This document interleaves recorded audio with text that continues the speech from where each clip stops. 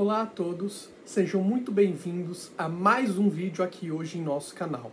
E hoje nós vamos falar acerca do transtorno obsessivo-compulsivo, um dos transtornos que mais acomete as pessoas. Tem dados estatísticos que falam que ela acomete 10% de todos os transtornos psiquiátricos. Ele, sendo assim, ele é o quarto transtorno que mais acomete as pessoas, ficando atrás apenas da fobia, da dependência química e, em primeiro lugar, do transtorno depressivo maior. Bom, então se você já se interessa pelo assunto, deixa o like aqui embaixo, se inscreva em nosso canal e compartilhe para aquele que você acredita que tem interesse em saber mais sobre transtorno obsessivo-compulsivo. Bom, então sem mais delongas, vamos para o nosso vídeo. O transtorno obsessivo-compulsivo, ele é caracterizado por dois fatores que no nome do transtorno já diz: obsessões e compulsões. Quando nós falamos sobre obsessões, nós falamos sobre processos do pensamento. Ou seja, são pensamentos repetitivos que levam aquele indivíduo a pensar sempre naquele tema específico. Ou seja, existem pensamentos obsessivos nessas pessoas. E quando nós falamos sobre compulsões, nós falamos do aspecto de comportamento daqueles indivíduos. Ou seja, aqueles indivíduos se comportam de maneiras repetitivas. Muitas vezes nós chamamos estes comportamentos, dentro de psiquiatria e de psicopatologia, de comportamentos repetitivos. Ou seja, são comportamentos ritualísticos, né? Comportamentos ritualísticos que são cometidos de forma repetitiva, ok? É importante a gente entender que quando nós falamos de uma pessoa que tem TOC, ou seja, o transtorno obsessivo-compulsivo, nós estamos falando de uma pessoa que pode ter obsessão ou compulsão, ou ambos. Muitas pessoas ficam presas apenas na ideia de que para a pessoa ter um TOC, ela precisa ter os dois, obsessões e compulsões. E não é bem assim. As pessoas podem sim ter apenas obsessões, mas não terem compulsões. Existem vários tipos de TOC, com vários temas específicos. E por conta desses vários temas, muitas pessoas e muitas vezes alguns profissionais, porque eu já vi profissionais que não entendem de TOC falando coisas que não sabem de TOC, acabam que levando ao caso de julgarem que aquilo que tal indivíduo tem não é TOC, justamente por não ter a compulsão, porque a pessoa não se comporta de uma maneira compulsiva. E afinal, quando você ouve alguém falando sobre pensamentos obsessivos, é muito fácil de você duvidar daqueles pensamentos. Ou seja, bom, você pensa assim, mas é normal, tem pensamentos obsessivos. Sim, todo mundo tem pensamentos obsessivos. Mas nós estamos falando de um transtorno quando aquilo vai acarretar em problemas na vida do indivíduo, levando ele a ter sofrimentos específicos. Tá bom? Então, só para recapitularmos, quando nós falamos sobre TOC, nós falamos de pessoas que têm obsessões, podem ter compulsões ou ter ambos, ok? Então as pessoas muitas vezes acabam levando essas confusões com o TOC, ok? Bom, uma coisa importante de nós falarmos sobre o TOC é que ele é um diagnóstico, digamos assim, que pode ter insights muito bons. Ou seja, o que é o insight dentro da psicopatologia? É quando o próprio indivíduo, o próprio paciente, tem ideia da própria doença. Então o TOC, diferente de outros transtornos, ele pode ter insights positivos. E muitas vezes tem. Isso porque o indivíduo que tem o TOC, ele sabe que aquelas obsessões são irracionais. Ele sabe que muitas vezes pensar daquela forma repetitiva leva ele a... Aqueles pensamentos, ele entende que são irracionais, digamos assim, né? E isso gera ansiedade. Muitas vezes, os indivíduos que têm TOC e não têm um insight positivo, têm um insight mais pobre, eles vão procurar psicoterapia ou psiquiatra quando eles têm uma ansiedade muito forte. E essa ansiedade, em pessoas que têm o TOC, ela está muito atrelada à angústia de ter os pensamentos repetitivos. Aqueles pensamentos repetitivos e que levam às compulsões gera muita ansiedade. Então, para nós simplificarmos, as compulsões do TOC, elas vêm muito de tentar eliminar aqueles pensamentos. Ou seja, a compulsão vem a partir de um comportamento que tenta apaziguar os pensamentos obsessivos daquele indivíduo. Então, vamos supor que nós temos um toque de dúvida, né? Uma pessoa que tem dúvida, não lembra se deixou alguma coisa, um fogão ligado e tudo mais. O comportamento repetitivo de ir lá toda hora para checar é um comportamento para tentar apaziguar essas obsessões. As obsessões desse indivíduo com esse pensamento repetitivo. Então, as obsessões levam ao comportamento repetitivo e esse comportamento repetitivo leva à ansiedade. Então, a principal comorbidade, quando nós falamos de pessoas que têm toque, é justamente a ansiedade. Mas pode ser também depressão, síndrome de Tourette, mesmo que não seja tão comum, tá? É de 5 a 6% das pessoas que têm toque têm como comorbidade a síndrome de Tourette, ok? Então eu vou ler aqui para vocês que é mais fácil. A conclusão do ato compulsivo pode não afetar a ansiedade e até aumentar sua intensidade. A ansiedade também é aumentada quando uma pessoa resiste em executar uma compulsão. Diversas condições de toque são descritas nessa seção, certo? Então, para nós resumirmos aqui, então, a pessoa que tem o toque, ela vai ter os pensamentos obsessivos. Os pensamentos obsessivos vão levar elas a ter comportamentos compulsivos para tentar apaziguar suas obsessões. Então, os comportamentos vêm como um processo de tentar curar, digamos assim, de autodefesa do indivíduo, os seus pensamentos. E a partir dessas compulsões, nós temos as comorbidades, que é a ansiedade, depressão, que muitas vezes esses indivíduos podem sim ter, e isso pode fazer com que eles vão buscar a psicoterapia para tentar curar esses sintomas que vêm através dos pensamentos obsessivos. Bom, Matheus, mas qual é a origem do toque? De onde surgem esses pensamentos obsessivos? Muitos estudos mostram que elas podem vir de 3 fatores. O primeiro fator, fatores biológicos, do próprio corpo do indivíduo, fatores comportamentais e também fatores psicossociais. Vamos primeiro focar nos fatores biológicos. O principal neurotransmissor que tem relação, quando nós falamos de estudos para o toque, é a serotonina. Matheus, como nós podemos saber disso? Como nós podemos olhar no cérebro e investigar a serotonina? Isso é quase impossível, tá? Hoje, com os estudos de neuroimagem, nós conseguimos melhor olhar de forma mais acurada para esses fatores. Mas a maioria dos estudos vem justamente com a utilização de medicamentos que mexem com a serotonina. E com a utilização desses medicamentos, percebeu-se com o toque, os medicamentos que mexem na serotonina são os que mais geram efeito positivo para o paciente, que mais promove as melhoras daqueles pensamentos obsessivos do paciente com o toque, certo?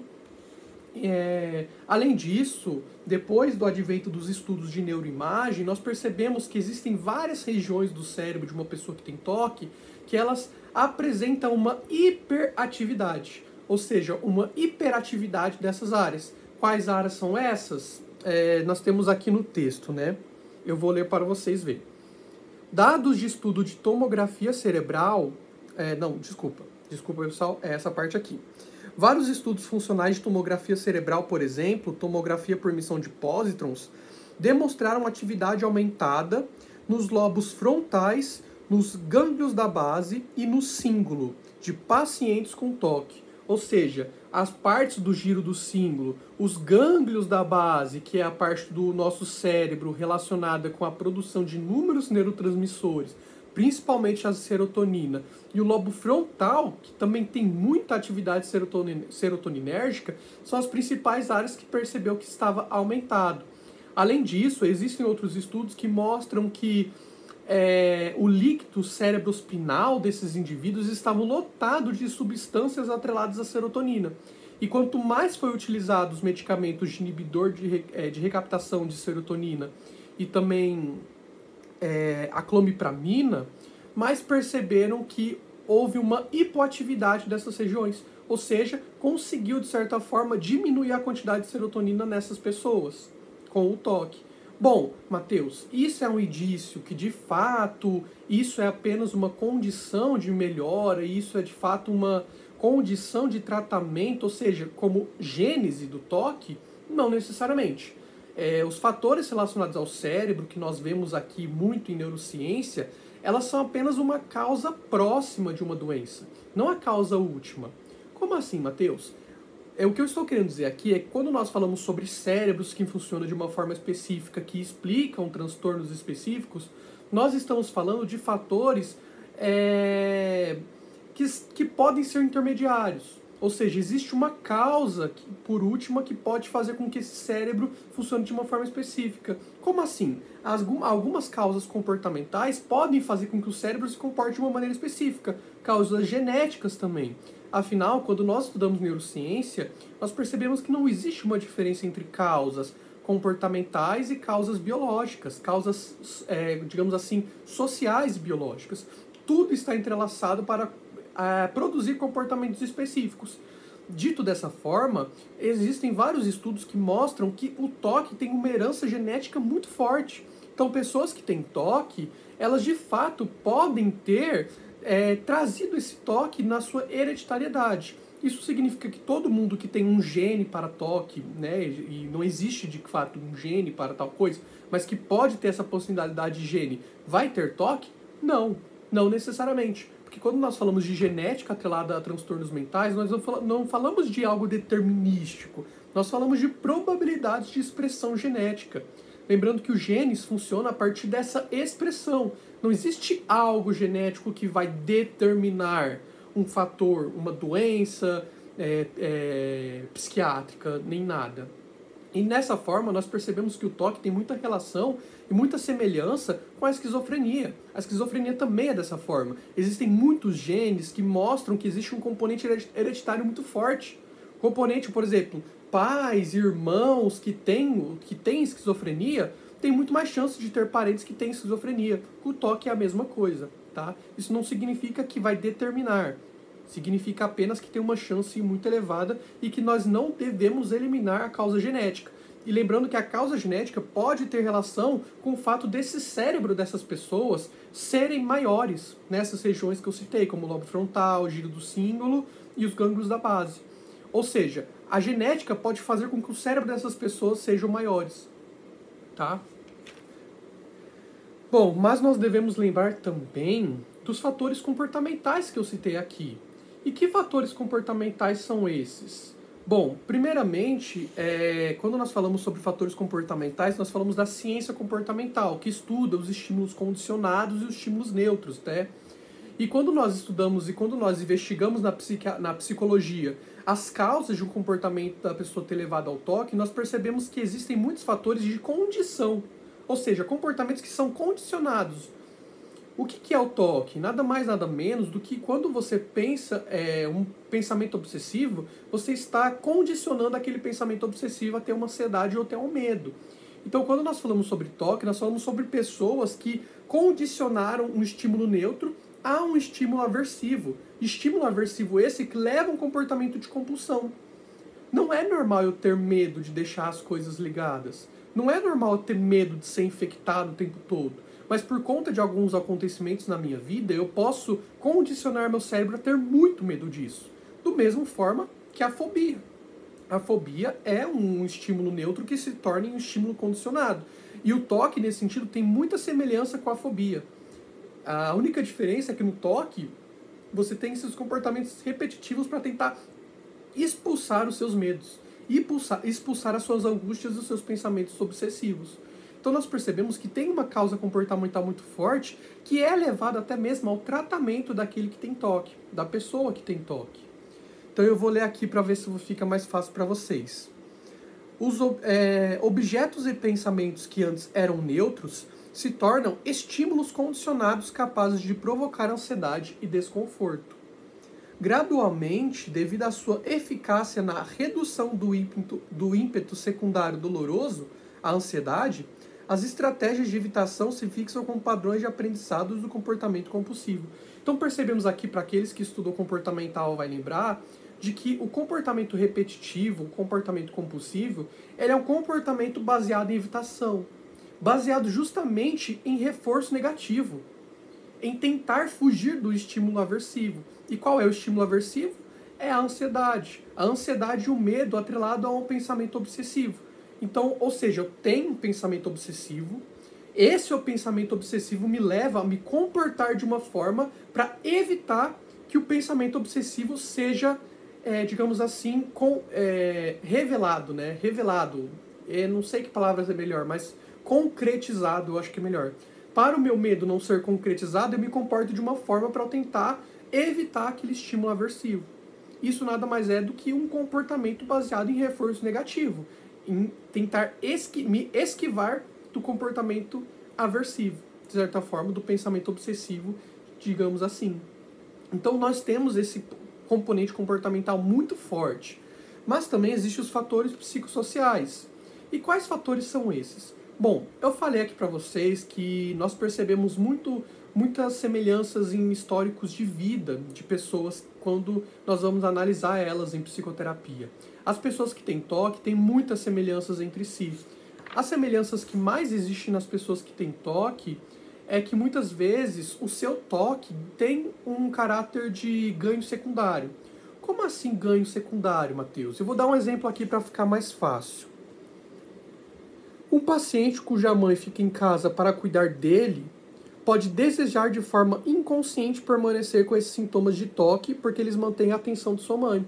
Então, muitas vezes, as pessoas que têm toque podem querer inconscientemente, tá? Não é um querer consciente, ficar com esses pensamentos do toque de forma obsessiva para que dessa forma elas consigam apresentar os cuidados dos seus pais ainda, né?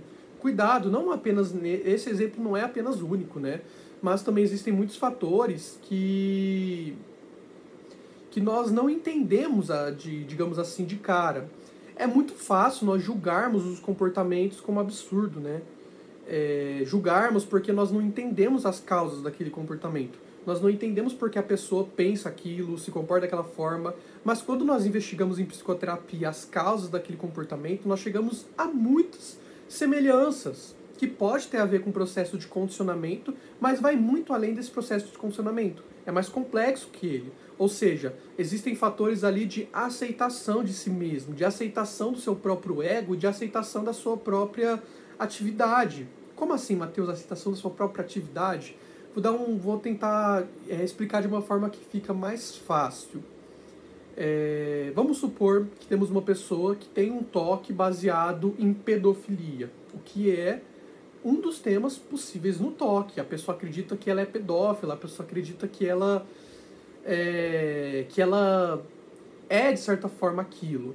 Normalmente, quando nós olhamos para essa vida dessa pessoa, nós percebemos que elas têm conflito muito marcante com seus pais, desde a infância. E esses conflitos levam elas a pensar que o mundo funciona de uma forma específica, que o mundo é de uma forma específica. E isso pode ser um conflito desencadeador de um toque. Ou seja, isso pode levar a pessoa, não como uma psicogênese do toque, mas a levar a pessoa a cada vez mais pensar que ela deve se livrar daquele pensamento. Por quê? Porque a pessoa pode ter um contato com aquilo quando era criança, um contato com alguma coisa que remeteu àquilo, remeteu à pedofilia. Isso faz com que, por conta de pode ser uma reprovação social dos pais, e digamos assim, ela queira provar para ela mesma que ela não é aquilo. E acaba querendo provar com ela mesma que ela não é aquilo, ela acaba se comportando de uma maneira obsessiva pensando em pedofilia. Esse é apenas um exemplo, mas pode ter relação com qualquer tipo de toque, certo? Então nós percebemos aqui que existem traumas da infância que podem levar a pessoa a se comportar como toque. Matheus, então qual que é a causa do toque? São esses traumas da infância? São esses condicionamentos? O que realmente leva ao toque? São os fatores biológicos, genéticos? Não existe uma resposta na ciência. Mas o que existe são teorias e essas hipóteses. O que eu realmente acredito como Matheus? Eu acredito que existem causas da infância que levam você a se comportar de uma maneira específica, e essas causas, atreladas a uma genética favorável, levam essa pessoa a ter um comportamento de toque. Por quê, Matheus? Porque não são esses traumas, não é todo mundo que tem esses traumas que vai desencadear um toque.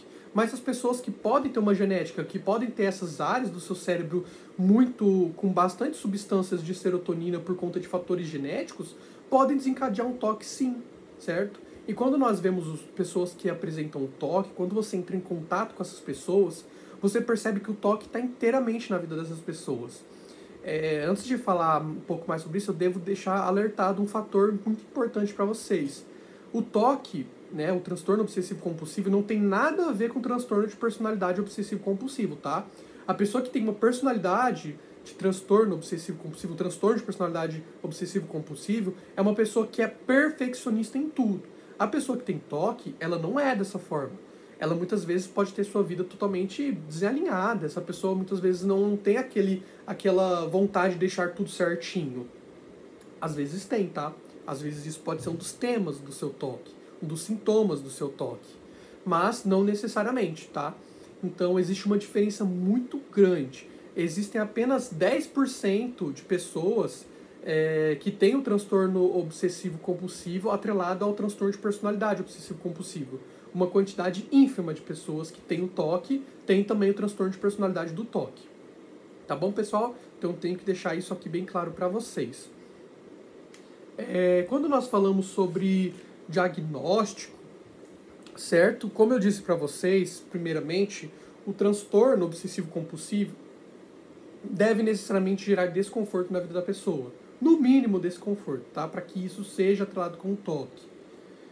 O DSM-5, ele fala que deve ter as presenças de obsessões, compulsões ou ambas, tá? Então, se você tiver ou compulsão ou obsessão ou ambas, você já tem toque, tá? Além disso, as obsessões ou as compulsões, elas tomam tempo, tá? Elas devem tomar tempo da pessoa, ou elas devem causar sofrimento clinicamente significativo na vida das pessoas, ou prejuízo no funcionamento social. Então, essa pessoa, digamos assim, que perdeu o emprego, elas não conseguem se comportar socialmente de forma efetiva. Isso deve gerar prejuízo na vida das pessoas de forma individual, social, profissional, para que ela seja diagnosticada. Além disso, os sintomas obsessivos compulsivos não se devem aos efeitos fisiológicos da substância, ou seja, o critério C do DSM é um fator exclusório para outros fatores ligados ao uso de substâncias ou então outras causas fisiológicas. Além disso, ela tem, com rigor, com um insight bom ou razoável, com um insight pobre ou com um insight ausente, tá? Quando a pessoa realmente não faz a menor ideia de que tem toque, ok? Bom, Matheus, e quanto aos sintomas do toque, né? O que o toque pode vir aqui lado? Vamos supor que eu sou um clínico aqui, eu estou querendo identificar que tipo de toque vai aparecer normalmente. Existem alguns sintomas muito comuns do toque, tá? Primeiro é o sintoma de contaminação. O toque pode vir com essa ideia de contaminação. Ela é o padrão mais comum quando nós falamos sobre toque, e também é o que é mais, digamos assim, estereotipado com a pessoa do toque, que é aquele padrão que a pessoa tem de medo de ser contaminado e vontade de lavar suas mãos toda hora, de se limpar, pensamentos obsessivos relacionados a germes, tá? Ele é o mais comum que existe quando nós falamos sobre toque. Então a pessoa evita ter contatos com urina, com fezes ou qualquer outro tipo de lugar ou de coisas. Essa pessoa muitas vezes pode não querer beijar ninguém, ter relações sexuais porque acreditam que isso vai contaminá-las de alguma forma, tá?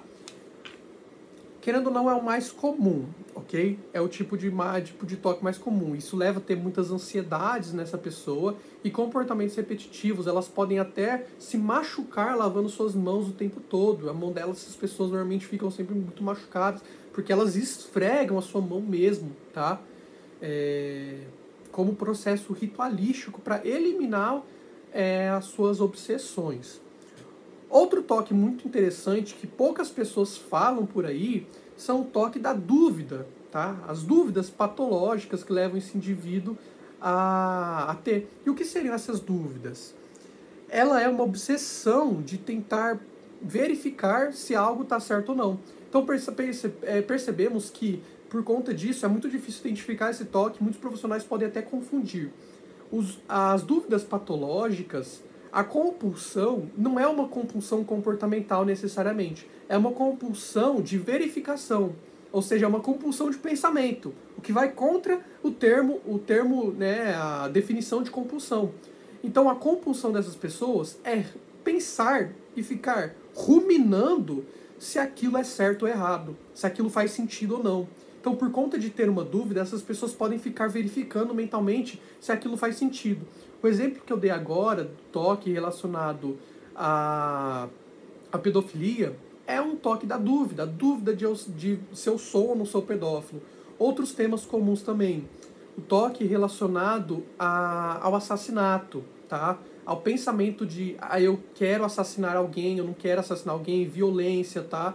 Esse processo de eu querer bater em alguém, são pensamentos que podem levar essa pessoa a desenvolver uma obsessão e a ficar verificando mentalmente isso. Outras também, dúvida de sexualidade. Isso é muito comum e ainda é um tabu muito grande dentro da clínica. Por quê? Porque quando um paciente chega para você falando que está com dúvidas na sua sexualidade, a grande maioria dos psicólogos vão olhar para isso como se fosse de fato uma dúvida. De fato, uma dúvida da sexualidade, que essa pessoa, vamos dizer assim, que está dentro do armário, ela precisa sair para diminuir a sua ansiedade. Mas muitas vezes essa ansiedade vem porque a pessoa não quer ser aquilo. A pessoa não quer se tornar aquilo. Por quê? Porque essa dúvida vem através do toque. É o toque que gera essa dúvida. Não é uma dúvida de fato da sexualidade. Para esses pacientes, eu gosto muito de falar o seguinte: se você realmente fosse, né, vamos supor que você realmente fosse um pedófilo, você realmente fosse, digamos assim, uma pessoa violenta, ou se você realmente fosse uma pessoa homossexual ou bissexual, ou digamos assim, você teria certeza disso, você não teria essa dúvida, e você não ia ter que ficar o tempo todo verificando, porque é muito normal essas pessoas verificarem nas suas cabeças, no seu pensamento compulsivo, ficar lá verificando, e elas chegarem à resposta de que elas de fato são aquilo. Mas quando elas decidem que elas são aquilo, decidem que são, isso gera angústia, gera ansiedade. Ou seja, nós percebemos aqui que a compulsão, ela raramente vai cessar a ansiedade. Ela vem como um mecanismo de autoproteção para eu tentar tirar a minha ansiedade, mas elas vão piorar a ansiedade, não vão melhorar em nada, certo? O terceiro tipo de sintoma muito comum são os pensamentos intrusivos também, tá? Essas obsessões costumam ser pensamentos repetitivos que a pessoa não consegue controlar. Pode ser de um ato agressivo, de um ato sexual repreensível para o paciente. Então ele pode ficar pensando, por exemplo, que ele é um pecador, porque ele ficou lá, digamos assim, se masturba, e a masturbação pode levar ele a pecar, e aquilo é errado. Muitas vezes essas pessoas que têm esses pensamentos repetitivos, pensamentos intrusivos, digamos assim, eles vão confessar com o padre, são normalmente pessoas muito religiosas também, mas podem não ser, tá? Não é uma regra, digamos assim, só estou dizendo que é mais comum os pensamentos intrusivos nessas pessoas. E muitas vezes ideias suicidas também podem vir como pensamentos intrusivos. Pensamentos intrusivos são muito normais, tá? Todo mundo tem pensamentos intrusivos. Mas quando ele está atrelado ao toque, são pensamentos que não conseguem ser inquietos. Eles são pensamentos inquietos que ficam o tempo todo na vida da pessoa. Elas podem ter dificuldade de sono. A dificuldade de sono pode levar elas a ter uma leve depressão. Elas podem se sentir cansadas mentalmente, sem querer conversar. Isso isola as pessoas do convívio social. Elas não conseguem lidar com as outras pessoas porque elas veem as pessoas como uma espécie de verificação dos seus pensamentos. Então é muito difícil conviver com toque. É um transtorno de fato. Quem convive com alguém que tem toque, ou quem atende pacientes que têm toque, ou quem tem toque, sabe o quanto é um transtorno muito difícil de se lidar. É um transtorno que é imersivo naquilo. É um transtorno que a pessoa não consegue se quietar, digamos assim. E por último, um sintoma muito comum é o sintoma da assimetria. O indivíduo que quer fazer tudo certo, né, que quer ter tudo alinhadinho. Isso pode ser um pensamento obsessivo muito grande, que a pessoa muitas vezes não consegue controlar. Mateus, qual é a origem de cada um desses sintomas? Qual é a origem de cada um? Elas têm digamos assim, um padrão? Sim, cada uma desses sintomas tem um padrão. O sintoma da pessoa que tem uma dúvida da sexualidade tem um padrão histórico de vida que vai levar ela a explicar por que aquele tema existe. Eu gosto de pensar que quando uma pessoa que tem toque tem um padrão de comportamento do toque, né, um padrão de pensamento obsessivo, aquele pensamento vai atrelado com o histórico de vida. Mas o toque já existe. Então, por exemplo, a pessoa que tem um toque relacionado à contaminação, ela poderia ter um toque de dúvida patológica. O que vai fazer ela ter um toque de contaminação ou de dúvida patológica é a história de vida desse paciente, que muitas vezes explica a repercussão desse toque, tá? Porque o toque tem uma herança genética muito forte, uma herança biológica muito forte, existem realmente padrões cerebrais que explicam o toque, e os padrões comportamentais e psicossociais que também explicam. Então, muitas vezes, esses estados, digamos assim, acabam que se expressando num comportamento, na verdade, num pensamento obsessivo que leva ao comportamento compulsivo, tá? Então, esses são os 4 principais temas do toque, tá, pessoal? Lembre-se, quando você estiver investigando um paciente, muitas vezes você pode não ter, o paciente pode não ter nem a menor ideia de que ele tem toque. Então, é nesse sentido que você deve vir com um jogo terapêutico, de tentar jogo de cintura terapêutico para tentar identificar se de fato ele se encaixa nesses quadradinhos de pensamentos obsessivos. Pensamentos obsessivos são normais, tá? O que vai definir se é um toque é de fato se isso vai levar a pessoa a ter uma dificuldade significativa de lidar com os próprios pensamentos ou de lidar com os convívios sociais, digamos assim, por conta da sua condição de obsessão ou da sua condição de compulsão, tá? Então, pessoal, percebemos que mesmo que seja um transtorno relacionado à obsessão compulsão, falar sobre isso leva tempo. Ficamos aqui meia hora falando sobre obsessão e compulsão, porque existem muitos meandros ligados ao toque. Eu falei aqui apenas da etiologia e dos tipos diferentes de toque. Mas se você quiser que eu faça um vídeo aqui falando sobre o tratamento do toque, deixe os seus comentários aqui embaixo que eu posso fazer um vídeo falando dos principais tratamentos, o que é mais efetivo, o que já deixou de ser efetivo, e principalmente se você quiser que eu aborde algum dos toques de maneira mais concreta, alguns dos temas que possa explicar, trazer alguns tipos de caso clínico, claro que fantasiados, tá? Mas trazer alguns tipos de caso clínico que explica alguns desses toques, e principalmente, além de trazer esses casos clínicos que podem explicar esse tipo de toque, explicar quais são os históricos de vida que levam tal indivíduo a se comportar de uma forma ou de outra, a ter um toque X ou um toque Y, ok? Bom, pessoal, esse foi o nosso vídeo de hoje. Espero que tenham gostado e nos vemos. Até mais.